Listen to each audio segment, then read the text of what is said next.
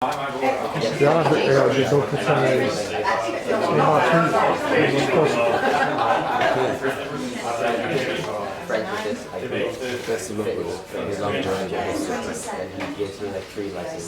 warm welcome to our visitors, our guests, Bellver, obviously our own team, judges, observers, teachers. Perhaps the mission, our simple mission is always simply that you guys feel at home here. That's the simple mission. That's why we've got some of the best croissants. There is a simple idea. Obviously, I place myself in your position, speaking in public, speaking to a team that really I don't know who I'm speaking to, and thinking, okay, you've had a short amount of time to prepare your arguments. So just from our side, enjoy it. Imagine, everybody here, they're all pushing for you guys. So take off that pressure and just enjoy it. Yeah? Yes, we are.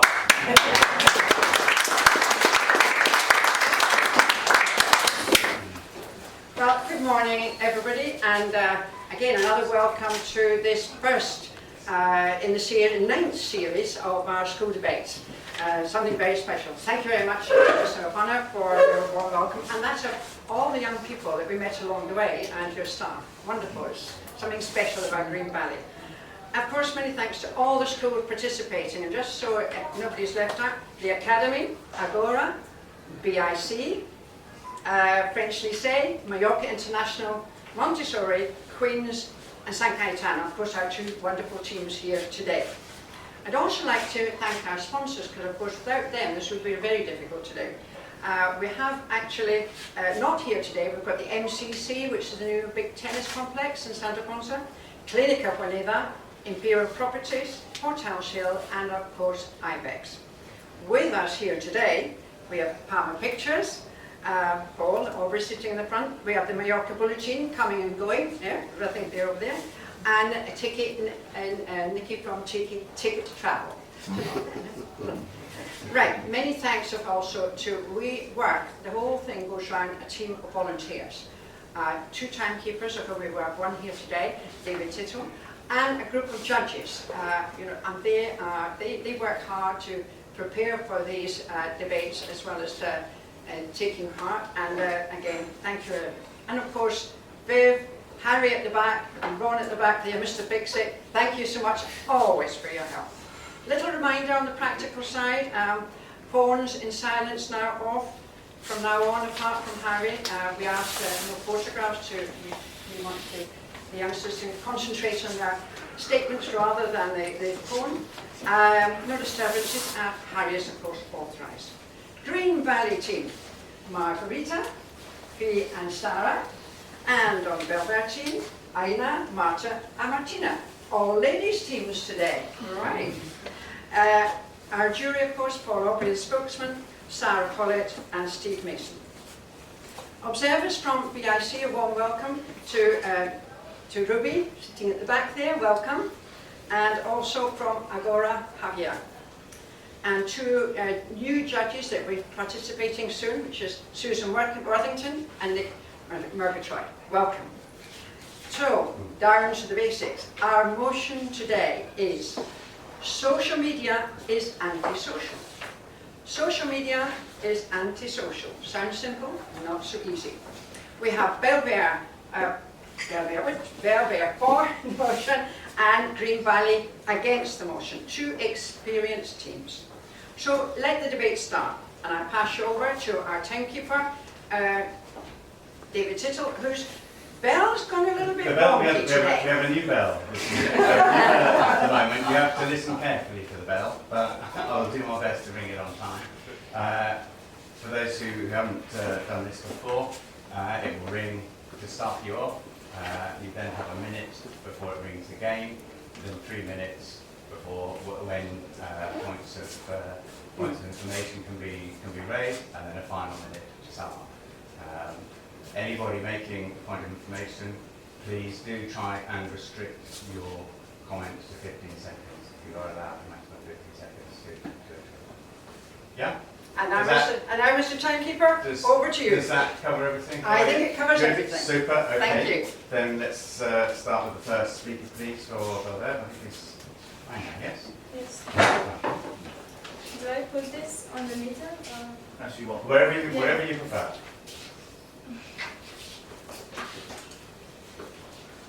Just let me know when you're ready. And then we'll try out this there. Ready? Texting is a brilliant way to miscommunicate how you feel and misinterpret what others mean. Good morning, ladies and gentlemen, esteemed judges and fellow debaters. My name is Aina, and today my team and I stand before you to argue for the motion social media is antisocial. Whereas first speaker Marta will talk about addictions and reduce face-to-face interaction, the next speaker Martina will talk about echo chambers and dehumanizing. I will demonstrate the importance of how social media is the source of miscommunication and promotes superficial relationships. First, let me delve into definitions. According to the Cambridge Dictionary, social media means websites and computer programs that allow people to communicate and share information on internet using computers or mobile phones. Antisocial refers to often avoiding spending time with other people. On social media platforms, interactions are often reduced to likes or emojis or also short phrases. What we lose in this reduction is context, nuances of tone, body language, and genuine emotion depth, which are essential for human communication. Imagine trying to explain a complicated emotion and resolve a misunderstanding through starting emojis or 140-character tweet. It's not only impractical, it's a recipe for misinterpretation. According to a study by an American Psychological Association, 93%. Yeah, pass it. But what about those who are unable to socialize in person? How will they be able to talk to other people? Because they will be able to, maybe someone that can't speak, they will be able to write, or for example, so like me, if I didn't know, you don't know how to talk, I don't know science and I should have to learn science to talk to you. But through a phone, I don't need that. Also, in this, 93% of the communication is non-verbal, meaning facial expressions, gestures, and vocal tone. All of these are stripped away in digital conversations, making it easier for meaning to be lost or twisted. This becomes essentially problematic in relationships. A sarcastic comment or a teasing joke, perfectly normal in a verbal conversation, can be misconstrued as rude or harmful in a text, leading to tension. Consequently, social media interactions are often shallow, prone to misunderstanding, and ultimate antisocial. A simple phrase like "fine" could be read as sarcasm, indifference, or genuine content. Without a human element or facial impressions or voice information, social media messages can often lead to misinterpretations and conflicts that wouldn't occur to face-to-face interactions. The average of users that has hundreds, if not thousands of friends and followers, but how many of these are genuine in relationships? Social media encourages us to value the quantity over the quality. Information. Yeah. What about people who are shy and can't communicate other information? They could use like phones. They would not help them to go and talk to that people because they would go inside the phone and start looking at the phone and text someone. And if you talk to that person, maybe you would get more confidence. Someone who goes to a new school, they would not spend time with the phone. They would just go and talk with them. But if you have the phone, you would say, yeah, we try being the phone and don't care about doing friends. So social media encourages to value the quantity over the quality. So imagine a tree. It has many roots, but shallow roots. It may appear healthy from far, and you might think it wouldn't tumble because it has many roots, right? But it's easily tumble in a storm because it has lacks depth and not much to grasp, unlike a tree that has fewer roots, but deeper roots. In the same way, social media fosters a network of connection that, while extensive and filthy and easily broken ticks, it makes you like each other's posts. But how many of these people will stand by us in the same times of real need? I leave you with this question. If our interactions online are so fragile that they can be broken by the wrong choice of emoji or omission of a like, call this a relationship, social media is not only soil that grows deep, meaningful bonds. It is the sand that slips through our fingers, leaving us empty-handed. Thank you. Wow.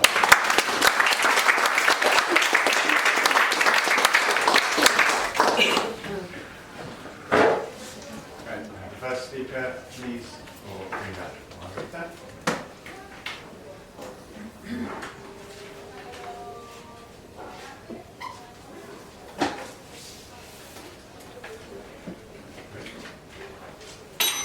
Good morning. 4 years ago, in the midst of the pandemic, I moved halfway across the world away from my friends. I came from New York all the way to Spain, and suddenly I never got to see my friends anymore. I was devastated. Thankfully, social media became our lifeline. We were able to connect online and see what each of us were doing, what new friends we had made, and how we felt.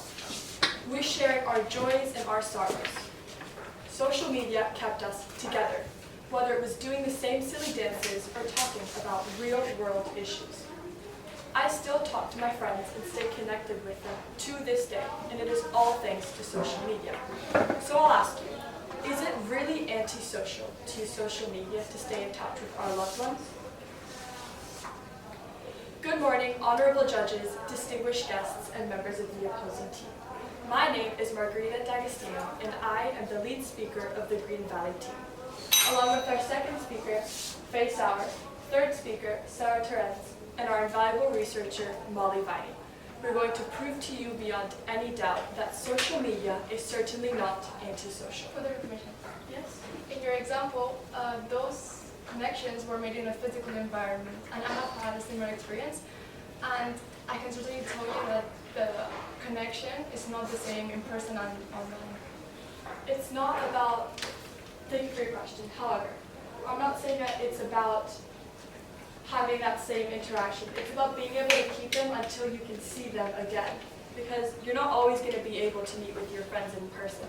However, social media allows you to stay with them even when you're not with them in person. My team strongly believes that, contrary to all the criticism of social media presented by the other team, platforms like Instagram, Facebook, Twitter, and YouTube actually encourage socialization in ways never imagined before. My team, we support our position with 3 strong arguments. 1, I'm going to show how social media plays a crucial role in keeping us connected with our friends and loved ones, bridging geographical distances. 2, our second speaker, Sarah, is going to explain how we can maintain our relationships through social media in real time, no matter where they are. And we can make new friends with social media. And our third speaker, Faye, is going to develop our final argument, which is how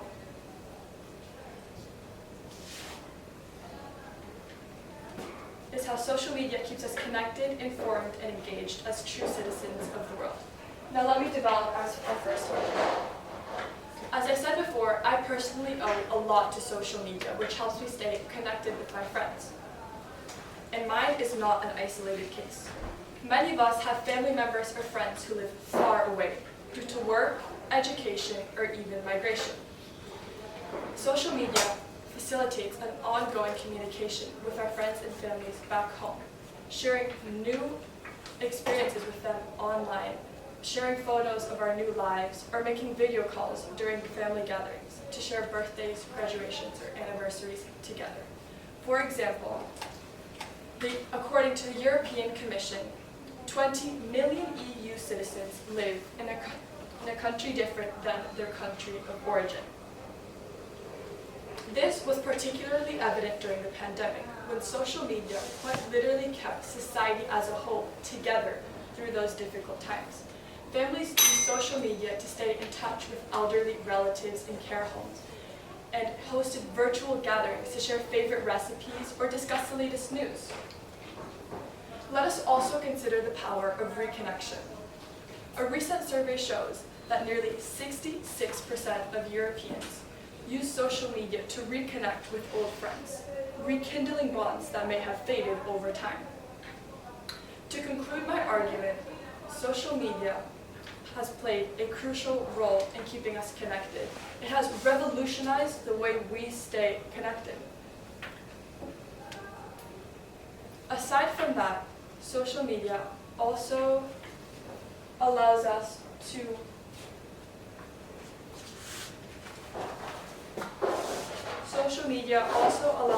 communicate with our loved ones in real time, no matter where they are and in real time. Thank you.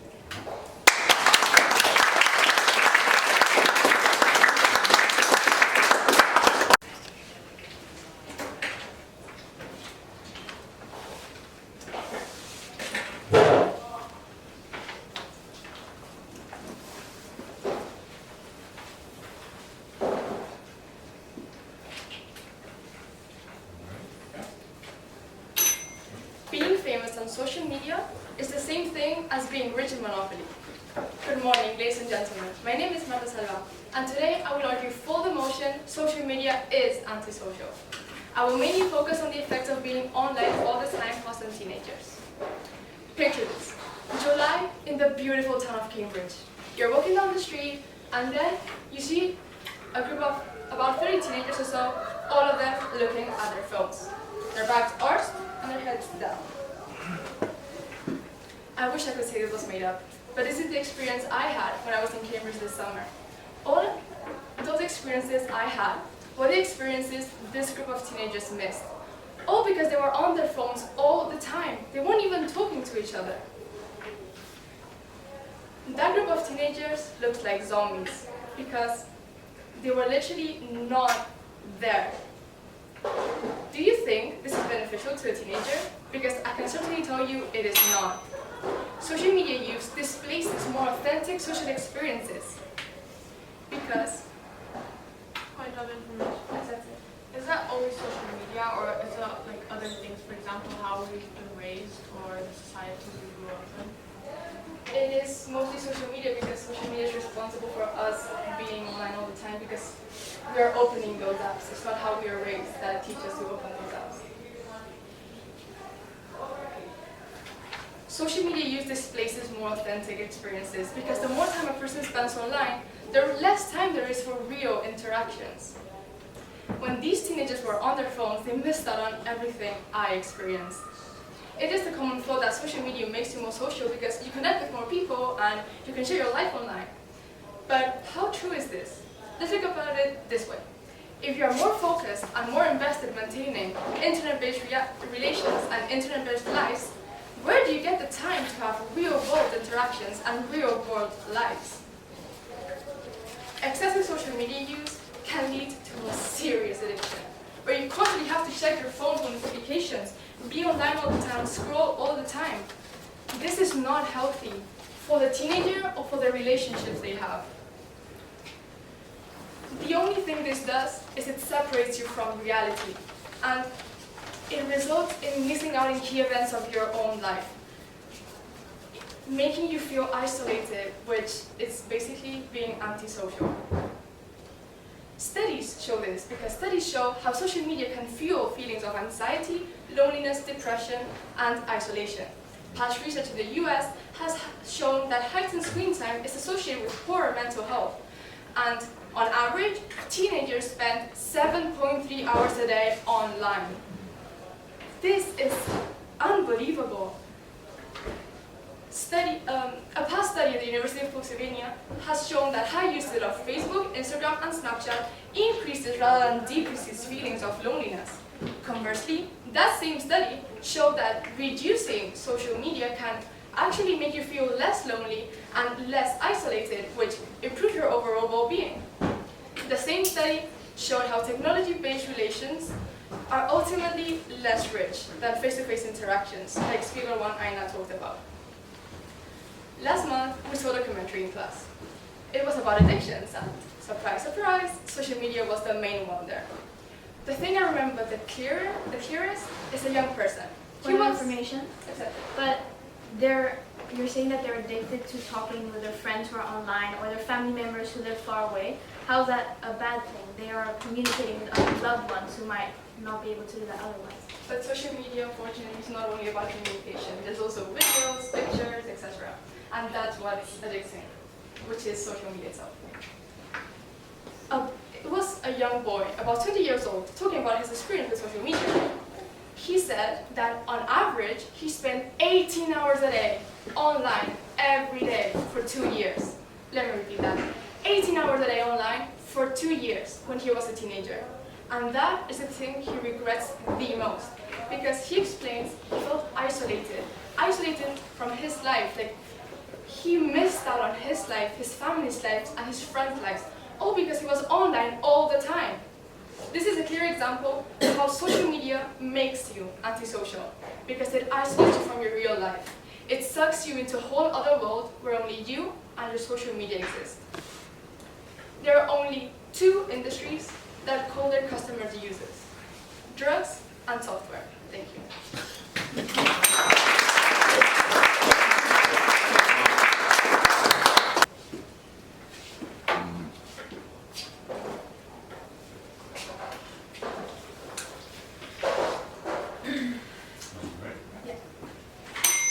Good morning.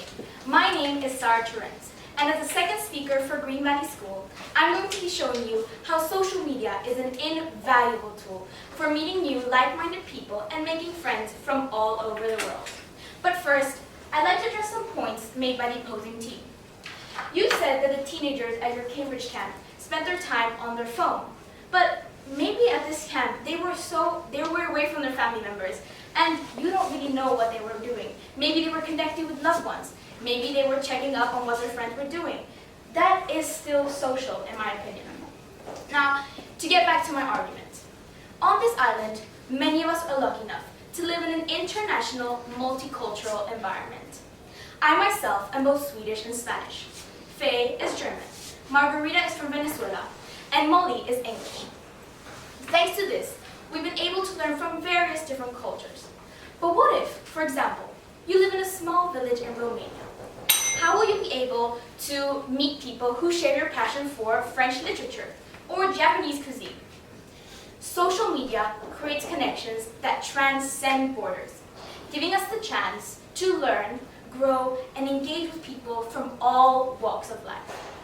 A study conducted by the Social Media and Digital Europe project shows that a staggering 62% of European adults believe that social media plays a pivotal role in helping them make new friends.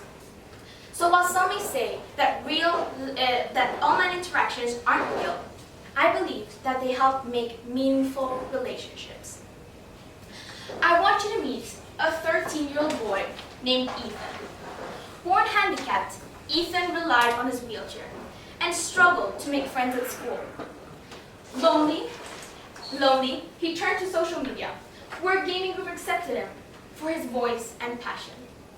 For the first time, Ethan felt part of a community, and that helped him escape that sense of isolation. Now picture somebody who is in bed due to illness or stuck at home. Their world shrinks to that hospital bed or home, and making connections becomes difficult.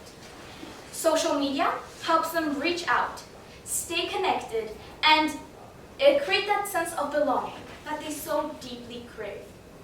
In fact, a study conducted by Pew Research Center shows that 88% of teens say that social media helps them feel understood and create a sense of comfort.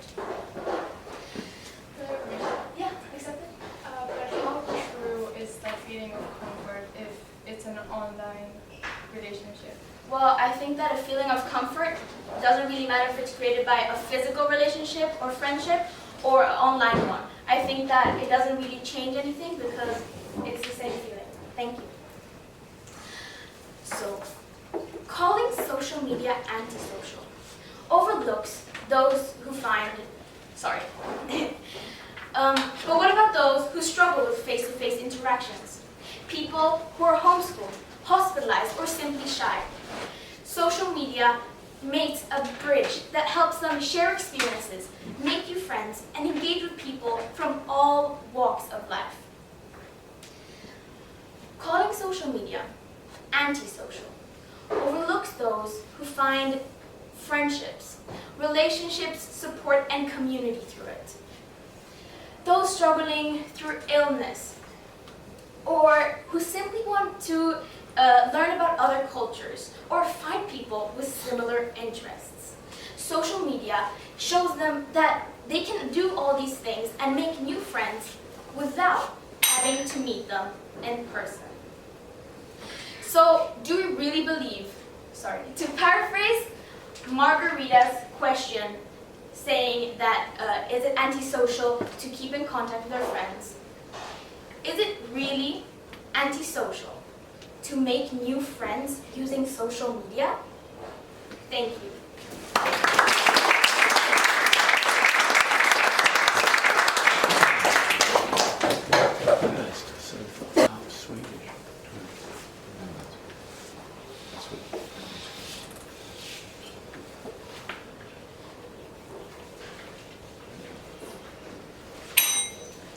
We live in an age where social media is considered a tool for connection. But today, I stand before you to argue that social media is in fact antisocial. Good morning, judges, opposing team, and members of the audience. My name is Martina Moros, and today my arguments will focus on two key points: the creation of echo chambers and the dehumanization which may lead to bullying. Let me start by explaining what I mean by social. Social behavior fosters genuine relationships, empathy, and understanding.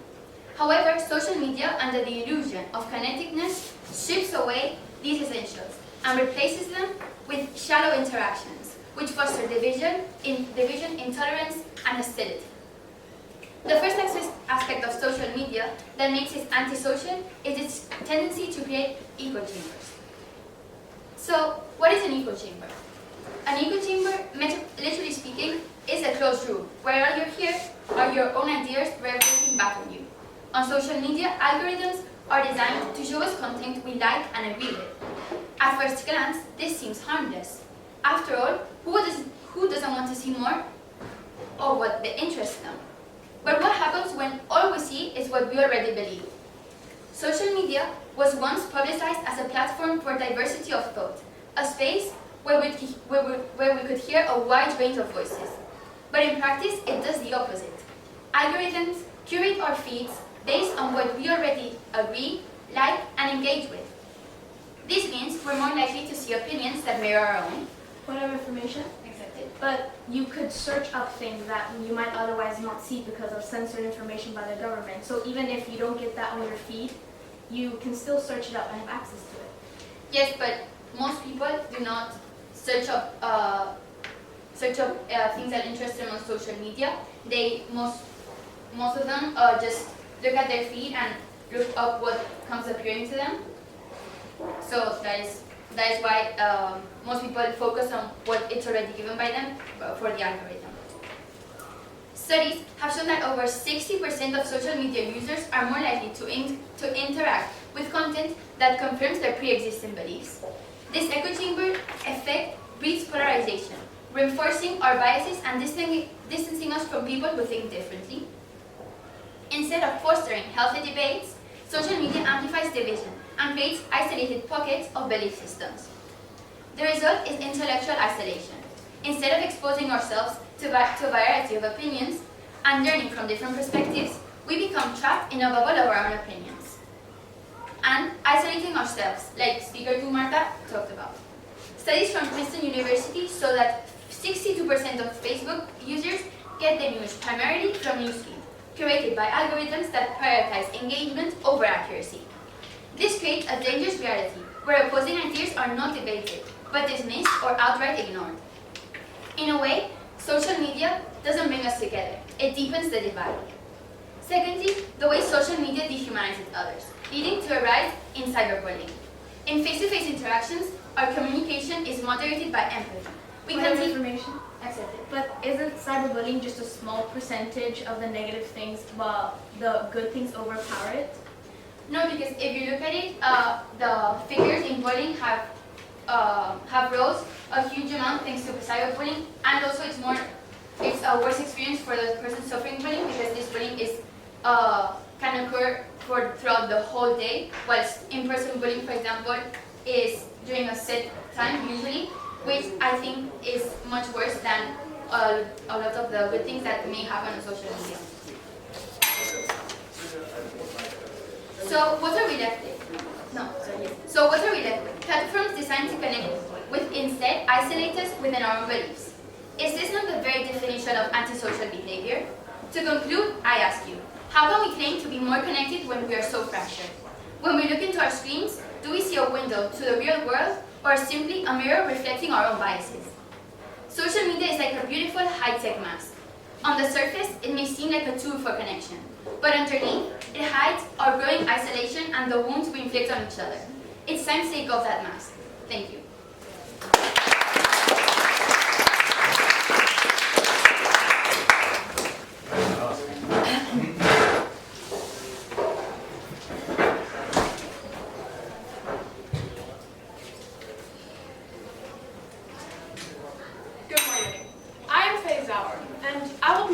About how social media makes the world a more safer and connected place.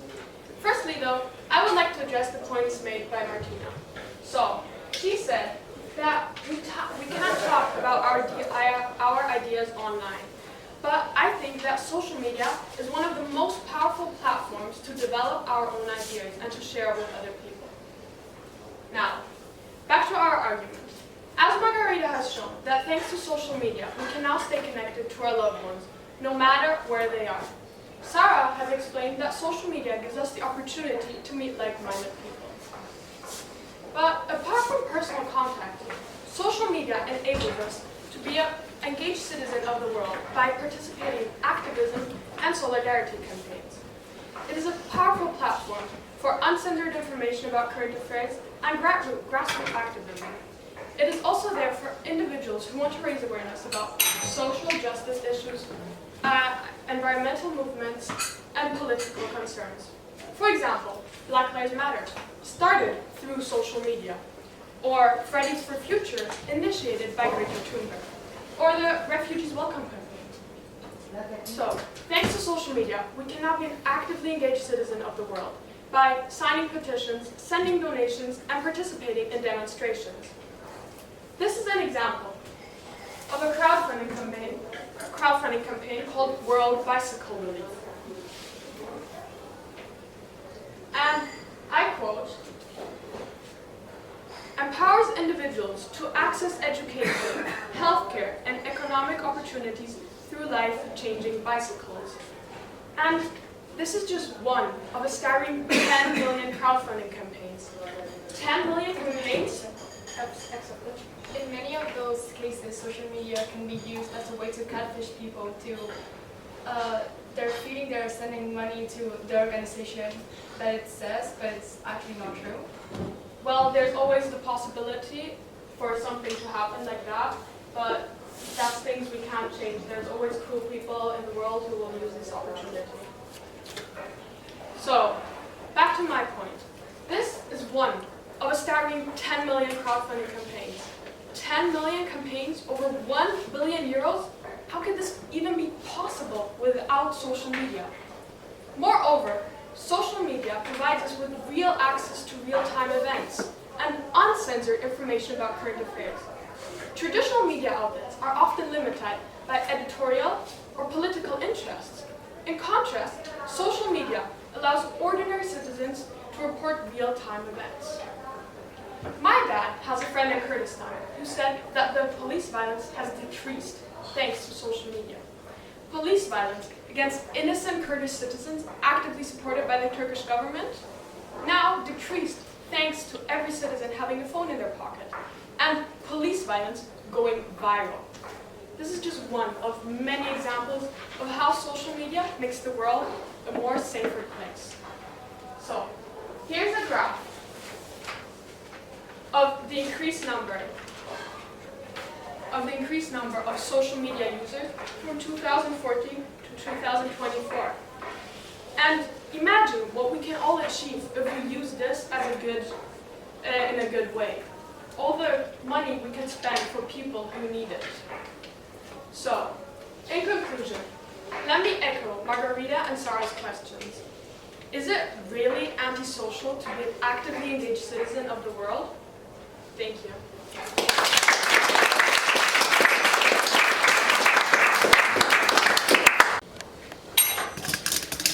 It's not really social media that is to blame for all these negatives that you mentioned, such as cyberbullying, addiction, and fake friends. It's a small minority that misuse it and abuse it. These people also exist in real life. On the other hand, all the benefits, such as connecting with old friends, making new friends, and becoming a global citizen, overpower and outweigh these negatives. Social media is here to stay. So instead of criticizing it and focusing on the downsides, we should focus on all the amazing things we're able to do and learn how to not misuse it. We have achieved so much with social media. We're able now to make new friends, learn about other cultures, contact our old friends, and inform ourselves about all the news around the world. So, altogether, social media is a beacon of hope and not antisocial. Thank you. Wow.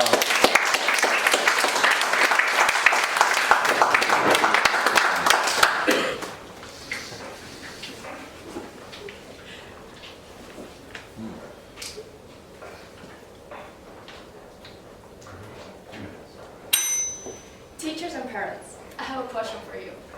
Have you ever noticed your students having a short attention span? This is due to social media, believe it or not. Social media is not only about speaking with others, like the opposition is mentioning.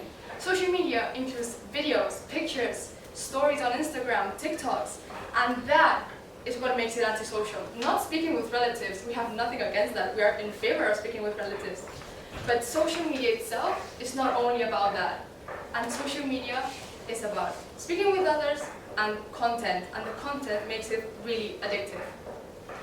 And social media is built to be addictive. That's the whole purpose of it. There is no end when you're scrolling. That's made on purpose. And your algorithm is based on things you like. So it sucks you into that app. It sucks you into that world where only you and your content exist. Because you won't want to leave. Like, why would you want to leave if you're watching videos of what you're passionate about or what you're interested about? There's no reason why you would leave. That's the whole purpose of social media.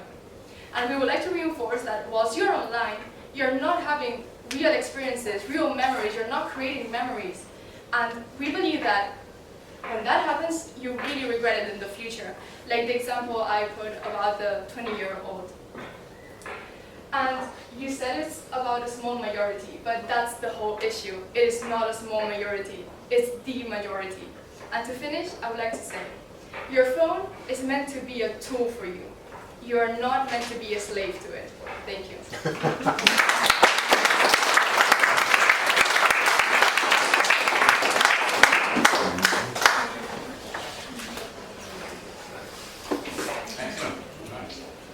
Jury? What's you?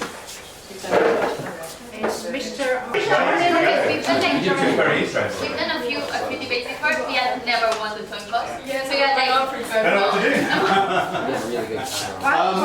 what to do. Marta, one question just for you. one moment. Just while the jury's out, is at 10-12 minutes, we thought there would be just as Mr. O'Connor put it, take off the mask and just no matter what the debate you had to to take, just what you really think. And Sean's going to help with that, maybe Eva, and I see that Ron's desperate to join in as well as David. Okay. So, okay.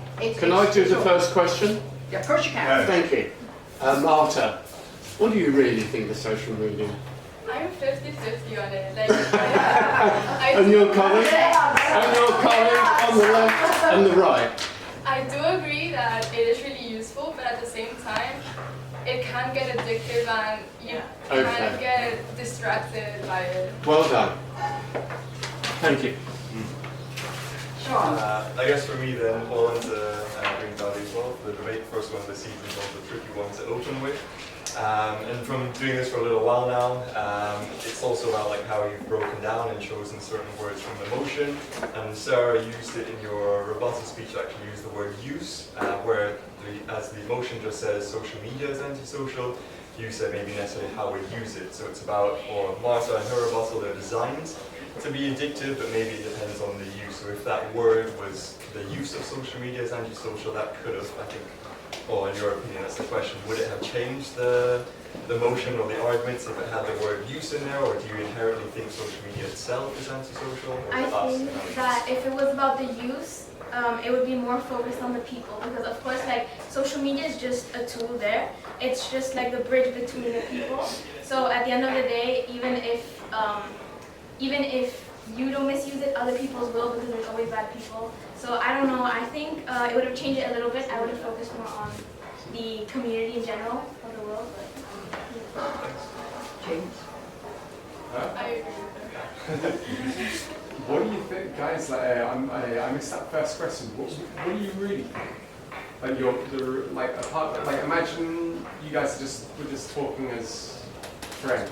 Yeah, so I was very surprised because we were preparing for IPAD, and I asked the girls if they had a side which they would prefer, and they said yes, we want to be in favour of it. Because I had thought that they would be against the motion defending social media, and they said that between the two, they believe more in the social media being anti-social. It surprised me greatly because they live on social media. How many of us do that? No, I definitely think I definitely like tend to go more into the direction of it being antisocial. I agree. And I was surprised. I was just, just ask the old generation. From just a friendly point of view, like, what do you really think? I agree with that, but at the same time, it's a really useful tool. Depends on how you use it. If you use it in a good way, then it's really useful and you can get a lot out of it. But if you just use it like to be 2 hours scrolling, then it's not really useful. So it really depends on how it's used. I think, yeah. So just leading off from this point, as any of the adults as well in the room, would you be happy to admit that you are someone who does use it anti-socially, or you think you're verging on the side of anti-social use of social media? Good question. Yeah. Good question. Thank you for being honest. Our observers, what do you think? Fantastic. It's really good. It's just really good you've left us. I'm so pleased that you are going to look after the future. Seriously. It comes from the youth, and the way you express yourself and debate yourselves is just magnificent. Good luck to you. Thank you. See it through. What do you think from the tech side? Is there any way that, like, there's a famous phrase where like we say a man-made problem needs a man-made solution. What do you think the tech side could do? Can they do anything? Do they want to do anything? Would you do anything from the tech side? What do you think it's You need to block it. To control it. to control it?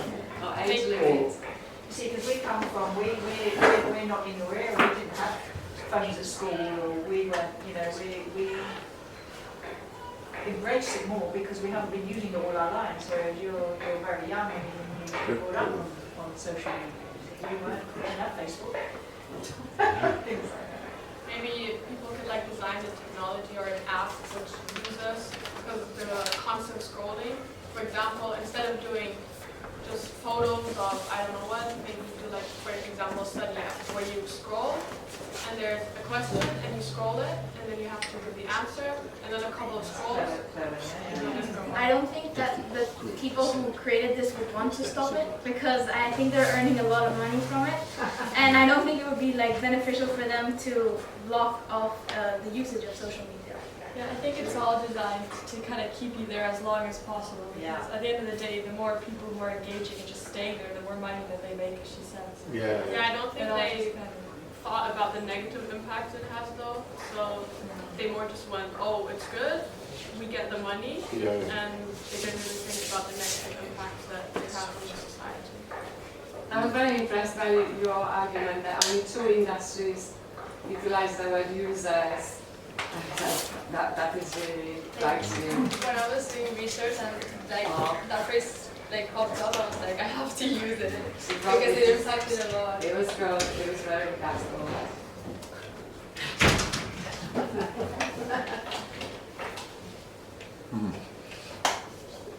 A lot of it is probably educating the parents when the kids are so young. Schools could do more educating the parents. The harmful effects of it. Do you want to ask any questions? You can ask People questions. that maybe should be out in school rather than. You can ask questions. Yeah, because when kids are really young, they just give them a phone and then expect them to. What is the correct age limit really, a bit more.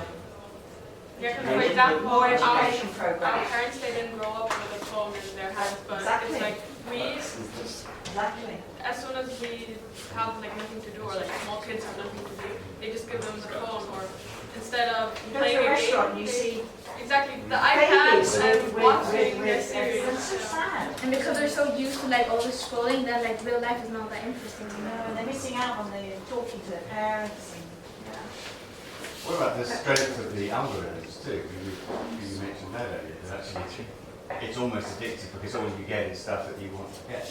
I think that there's something that we're talking about what the tech people could do, maybe to diversify or broaden that so that at least fresh content comes in that may take you in a different direction rather than looking, as you say, for 2 hours at one Yes. thing after another that's the same. But once again, if you get content that maybe you don't agree with or it doesn't interest you, you probably leave social media, not use it or skip it, which is not the objective of people of who make social media, because if you leave, then they're not earning money, which is what they want.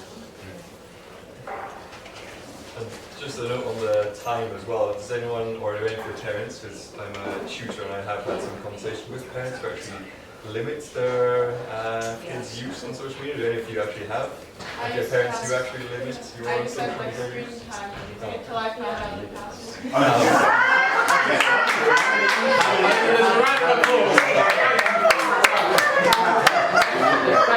As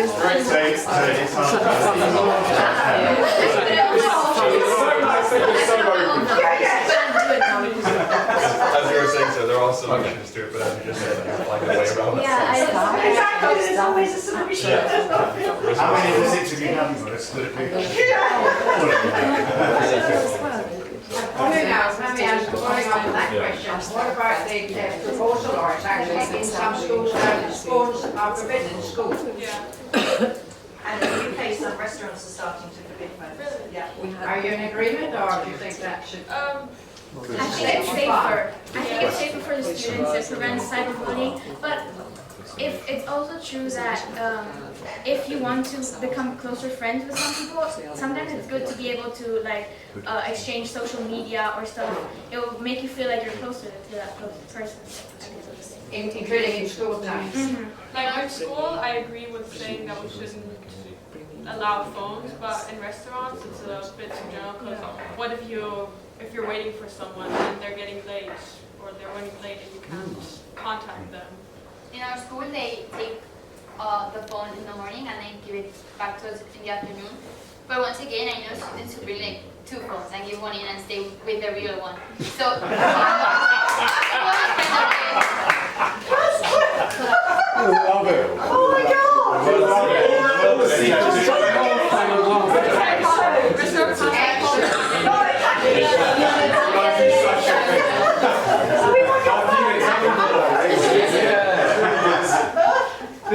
This is the great thing by different teams coming in, all sharing different viewpoints. We get great ideas, don't we? About Tell me more.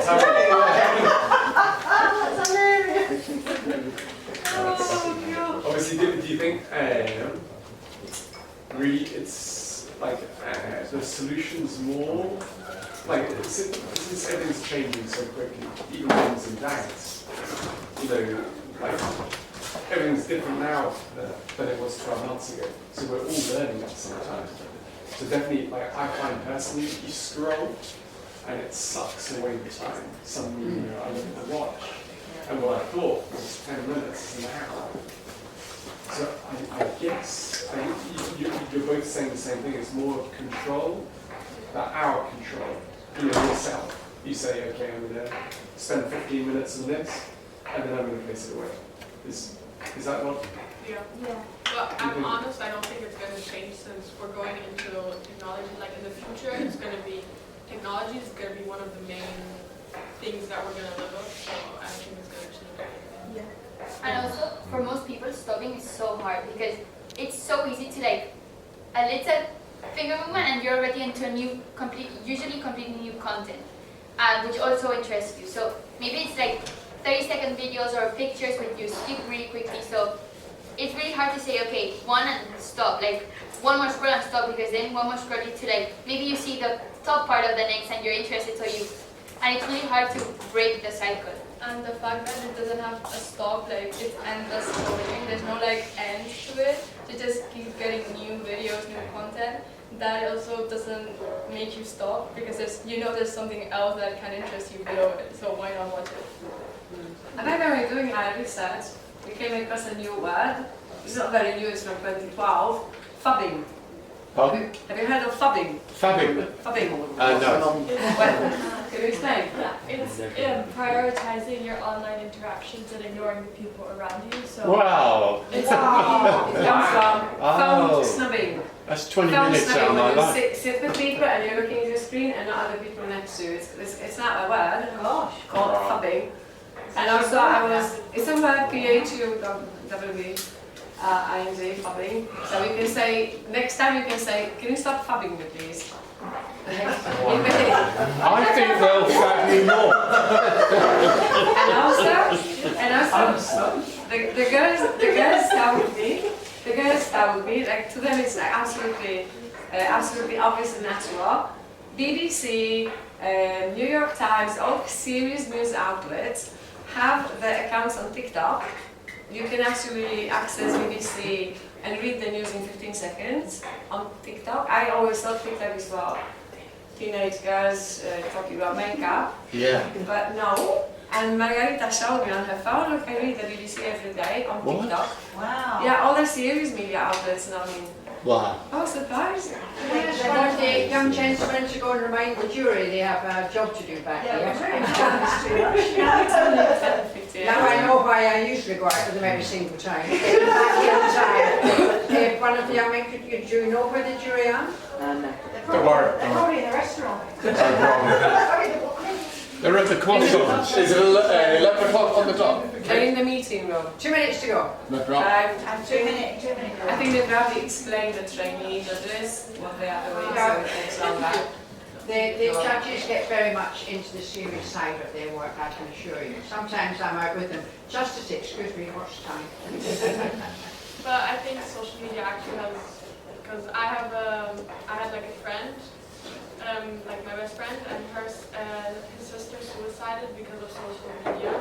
And she was only like 23 years old and had a 2-year-old son. And I just think it's like, if you think about it, if you actually know a case where someone suicided because of social media, you have a completely different perspective of how it actually affects everybody. So.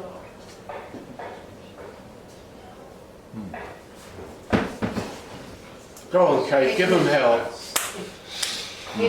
I have a question more so for the judges, because during COVID, these debates were actually held online on Google Meet. And did you notice any on that social aspect? Did you notice that was kind of missing from the debate competition? Yeah, very much so. All you saw was a head. That's a good question. So just a kind of real example of maybe how online it allowed us to interact, but it was missing just something. So that social media doesn't have. Yeah, especially the croissants. Yeah, I remember that. Yeah. And with the masks up, you hear what they were saying. No facial expressions, little body language because it was just your face on the camera. It's more difficult for the team actually as well to get themselves an argument together. It was. Because there was a whole new aspect of it as well, looking at the screen rather than. But I think they would have been a bit nervous Very big up there. because you talk to a screen, so I think it would be like that. Yeah, it was different, definitely. Yes, it was different. How do you feel about AI on Horizon helping you in your Well, it was education? a pretty big help last year in school. Was it? Oh, you cheated then? No. Remark your homework. I used my dad's. You used your father, the homework. Well, like to help. Well, there's hope for me yet. Yeah. No, well, I think that AI is really great when it's also, I think everything is good when it's used moderately because nothing's good when it's overdone. But I think AI does provide a really large help when you're struggling to think of something or need help with your homework. But our teachers have AI trackers. They can check how much AI we put in. Brilliant. So, Yeah. Good. Schools are ahead on that, aren't they? Yes. Second race. Well done. Second race, yeah, really. Really. One step ahead. But we've just heard how they're always one step ahead on overruling their social media restrictions. So I guess the same comes with AI. They'll find their way to get ahead. One more from me, I guess, on the use of social media. Has anyone, or either anyone who really looked up how to use social media or consciously thought about using social media carefully? Is it something you think schools or parents should be teaching you about, or are you happy to just try to figure it out by yourself and hope for better or worse? Well, we Does used to that have responsibility? a lesson called computer science, and we got to learn like for a month how to use AI properly and what not to do and what to do, and well, and digital footprints. yeah, exactly, and stuff like that. So we did get taught a lot about that, but more like how to avoid negatives. But I think also that people get their phones really, really young. And I think most of the times, at like ages like 10, my sister is 10 and like there's already 5 or 6 girls in her class who already have a phone for like, from 2 years ago, so when they were like 8. I think that's way, way too young. Even if you have to communicate, I don't know, your parents are divorced, you have to communicate with them.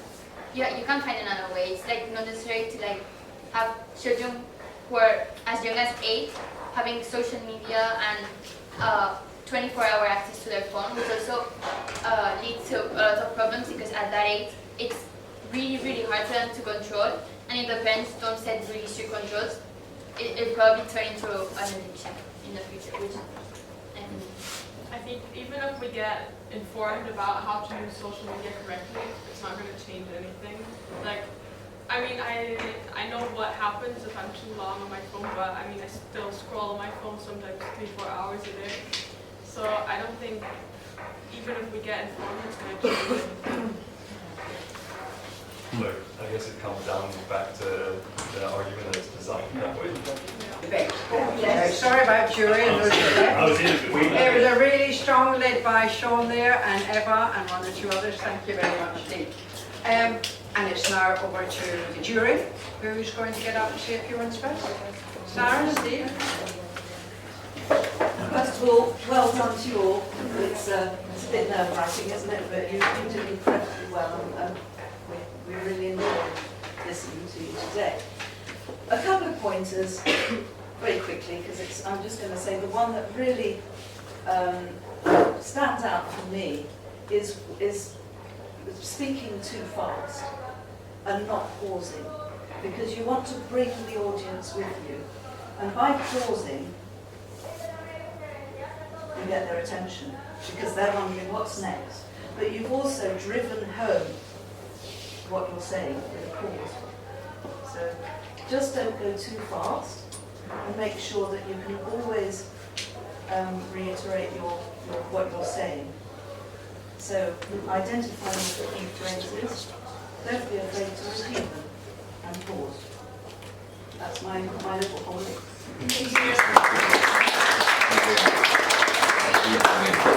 I would give no feedback other than to thank you and congratulate both teams. The fact it took us a long time to do our judging afterwards shows it was 2 very high caliber teams. And after the break that we've had through the winter and summer, it's just super encouraging to be reminded how strong these debates are. So thank you very much.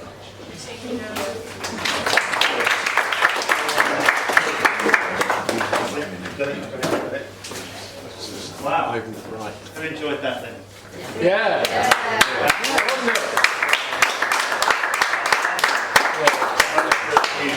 I'm going to stand back here because I'm shy and retiring. Thank God for that. Yeah, exactly. So there was a lot in both of those debates. Okay, both sides really good. At the top of our scoring sheet is teamwork.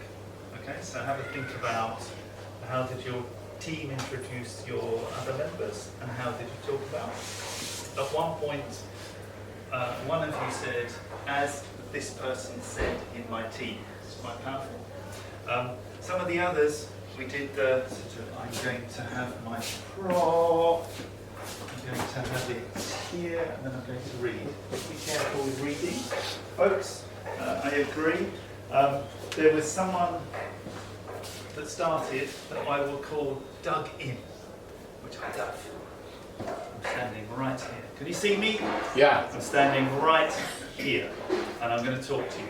I'm not going to fidget, I'm not going to move around, I'm not going to turn. Okay? So, have a think about those things. One of the things that Sarah brought up was speed of language. Because if you pause, or if you even say a word and you've got them hanging, there was a point at which somebody said, if you really, do you notice the pause? There's a pause, if you really, then somebody's hanging on to the end. Okay? Someone in here used some beautiful alliteration. Who thinks of a phone as a tool? Yeah? Remember the word tool? Don't be a slave. Lovely. Really enjoyed it. Okay? And someone in here used some really personal stories. Okay? Really nice, your personal story to open. Okay? Really set a scene about what it was. Your argument was an awful lot about connection. Their argument was about, how many times did she use the word addiction? Yeah? So think about what was the theme they were trying to talk to you about. Okay? And if you're in that team, really push that forward. Okay, so tremendous opening. My God, the first opening. Took years off me. It was excellent, truly excellent. All 6 of you super proud of yourselves. Was anybody nervous? Yes. It didn't show, right? It was really, really good.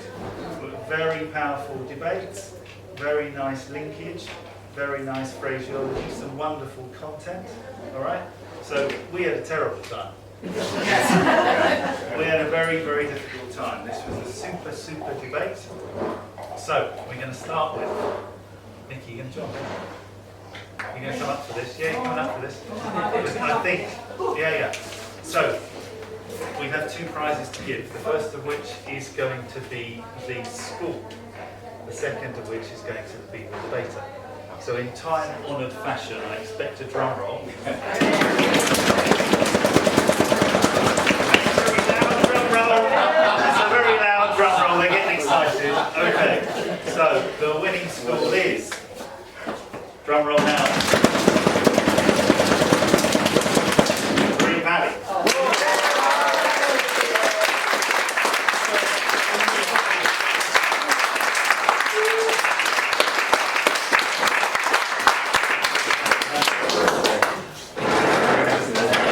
In front of me, and you guys, you might want to have your hand.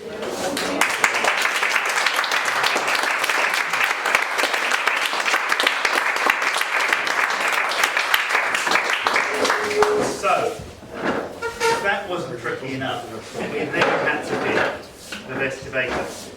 Now we had views and personal stories and poise and great arguments, and one of the wonderful things was, why say an argument once? Why not repeat it and repeat it? Okay? It really lands in people's consciousness if you repeat it and you build upon it. So we had some super summarising, repeating, powerful analogies from this team. You're particular. Yeah, really, really good. And in this group, we had all sorts of great stuff. Yes, you've changed around. That was sneaky. I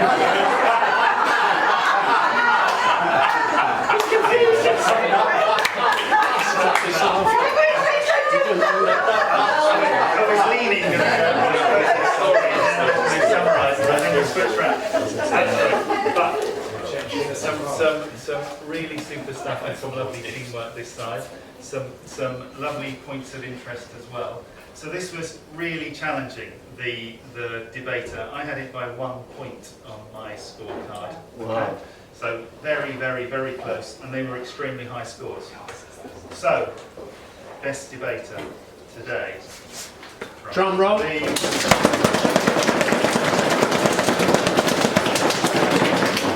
Sarah.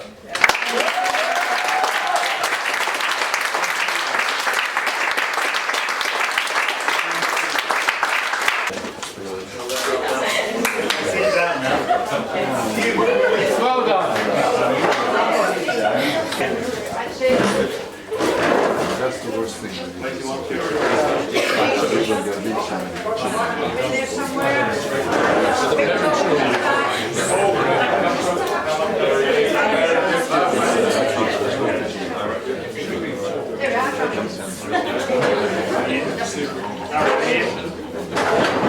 Are they organising, Sarah? Yeah. Are we good? I don't know. That's all you needed to say. Okay, thanks, Paul. Thank you, everybody.